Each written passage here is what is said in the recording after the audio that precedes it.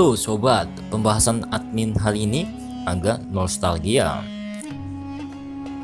Ketika pasukan Mongol yang terkenal terkuat itu menyerang Jawa, Mongol waktu itu sudah menguasai 3/4 dunia. Nah, invasi kekaisaran Tiongkok Mongol dibawa dinasti Yuan ke tanah Jawa pada tahun 1293. Nah, Kubilai Khan kekaisaran Mongol dan pendiri dinasti Yuan mengirim invasi besar ke Pulau Jawa dengan 20.000 sampai 30.000 tentara.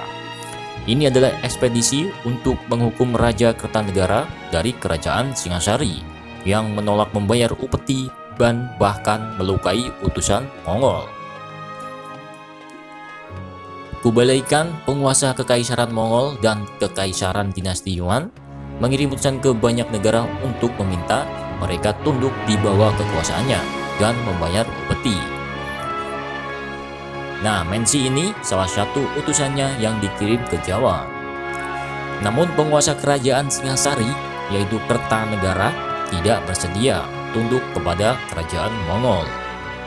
Kertanegara lalu mengecap wajah sang utusan dengan besi panas seperti yang biasa dilakukan terhadap pencuri, memotong telinganya dan mengusirnya secara kasar.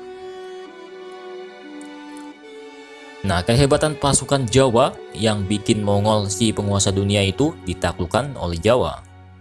Mongol hari ini mungkin sangat biasa soal militer, tapi kalau kita kembali ke beberapa abad ke belakang, mereka ini benar-benar juara. Kekuatan militer Mongol adalah nomor 1 di dunia waktu itu. Buktinya adalah daerah invasi mereka yang sangat luas, bahkan mencapai separuh bumi, membentang dari Tiongkok sampai sebagian Eropa. Berkat kekuatan militer mereka yang luar biasa, Mongol hampir gak pernah sekalipun gagal menginvasi. Tapi di dunia ini gak ada yang sempurna, bos. Termasuk Mongol yang ternyata pernah melakukan kegagalan dalam melakukan perluasan wilayah. Uniknya, kegagalan Mongol ini justru melawan Jawa yang bisa dibilang semut bagi mereka. Nah, kegagalan mereka di Jawa adalah satu-satunya ketidakberhasilan yang dialami oleh bangsa barbar ini. Sebarbar kalian sama pacar, maaf. Nah, lalu kenapa mereka bisa kalah padahal hanya melawan Jawa? Alasannya sendiri tak lain karena kemampuan para tentara Jawa yang hebat, serta intrik cerdas seorang Raden Wijaya. Lalu seperti apa kisah memalukan para tentara Mongol yang hebat ini? Simak ulasannya berikut, bos. Nah, perseteruan Mongol dan Jawa gak terjadi begitu saja, melainkan ada trigger alias pemicunya. Hal ini sebenarnya diawali dari sikap sok gagahnya Mongol yang mengirim utusan ke Jawa. Tepatnya kerajaan Singasari kala itu. Nah, si utusan Mongol ini menyampaikan pesan Kubilai Khan tentang Jawa yang harus tunduk kepadanya dan juga memberi upeti sebagai tanda menyerahkan diri. Namun Raja Singasari ketika itu yang bernama Kertanegara ngamuk sejadi-jadinya. Ia menganggap apa yang dikatakan utusan Raja Mongol ini kurang ajar sekali dan sangat merendahkan dirinya. Namun Kertanegara tanpa ampun kemudian mengiris telinga si utusan ini lalu mengatakan kalau ia menantang Mongol. Nah, si utusan kerajaan Mongol ini kemudian ditendang keluar dan disuruh pergi untuk menyampaikan pesan balik dari Kertanegara kepada Kubilai Khan, yaitu kerajaan Mongol itu. Lalu kemarahan Kubilai Khan yang meluap-luap. Selang beberapa waktu, datanglah si utusan tadi dengan kondisi miris seperti itu ke hadapan Kubilai Khan, Raja Mongol. Setelah mendengar kronologinya, marahlah si penguasa Mongol ini sampai ke ubun-ubunnya. Gak pakai lama, kemudian Kubilai Khan menyuruh 3 jenderal terbaiknya untuk datang ke Jawa dengan tujuan menguasai serta menggantung Kertanegara.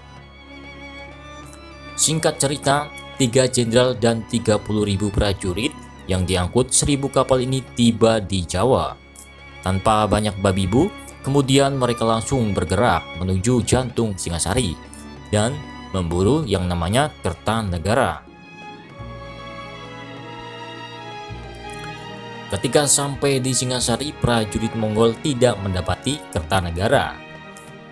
Yang ada justru Jayakatwang, raja pengganti Kertanegara ini. Tapi bagi mereka pun sama saja. Akhirnya terjadilah pertempuran hebat antara Mongol dan Singasari. Nah, peperangan ini berhasil dimenangkan oleh pihak Mongol. Sebenarnya Mongol bisa menang lantaran mereka mendapatkan bantuan dari Raden Wijaya. Nah, Raden Wijaya ini memberikan bantuan berupa petunjuk arah serta strategi-strategi khusus, sehingga Mongol berhasil mengalahkan Jayakatwang. Perlu diketahui, alasannya kenapa Raden Wijaya membantu Mongol tak lain karena Jayakatwang telah membunuh Kertanegara yang notabene adalah junjungannya. Tipu daya Raden Wijaya membuat Mongol kocar-kacir. Setelah menang melawan Jayakatwang, Raden Wijaya pamit kepada para jenderal Mongol yang ketiga itu sedang berpesta pora. Raden Wijaya mengatakan ingin kembali untuk mempersiapkan upeti dan gadis-gadis cantik. Nah, sebagai simbol penyerahan diri dan kaumnya, Mongol percaya saja dengan ini. Namun, Raden Wijaya harus didampingi 200 pasukan barbar itu. Singkat cerita, kemudian rombongan ini pun melakukan perjalanan ke desa Majapahit. Lalu ketika sampai di sebuah tempat, secara tiba-tiba Raden Wijaya menyuruh pasukannya untuk menumpas tentara-tentara Mongol ini. Nah, taktik ini berhasil dan kemudian tanpa ampun Raden Wijaya langsung balik arah dan menyerang pasukan Mongol yang tengah berpesta itu. Nah, Raden Wijaya begitu bergegas kembali ke barak-barak Mongol beserta ribuan tentaranya. Kemudian setelah sampai, tanpa ampun ia menyerang Mongol yang tak siap itu karena sedang berpesta besar. Begitu mendadak serangan yang diterima, Mongol pun tak siap. Akhirnya terbantailah sekitar 3.000 tentara barbar ini. Nah, Mongol tak punya pilihan selain mundur, apalagi Raden Wijaya begitu terginas dalam memburu mereka. Dengan susah payah akhirnya pasukan Mongol beserta jenderal-jenderalnya berhasil menaiki kapal mereka dan berlayar menjauhi Jawa. Dengan perasaan malu dan marah, pasukan Mongol ini meratapi kekalahan terbesar mereka sepanjang sejarah. Dari sisi lain, kemudian Raden Wijaya perlahan membangun desa Majapahitnya menjadi sebuah kerajaan besar. Sedangkan para jenderal-jenderal Mongol tadi dihukum berat oleh Kublai Khan. Sejak kekalahan ini hampir tak sekalipun Mongol mencoba untuk membalas. Entah mungkin kekalahan ini membuat mereka takut.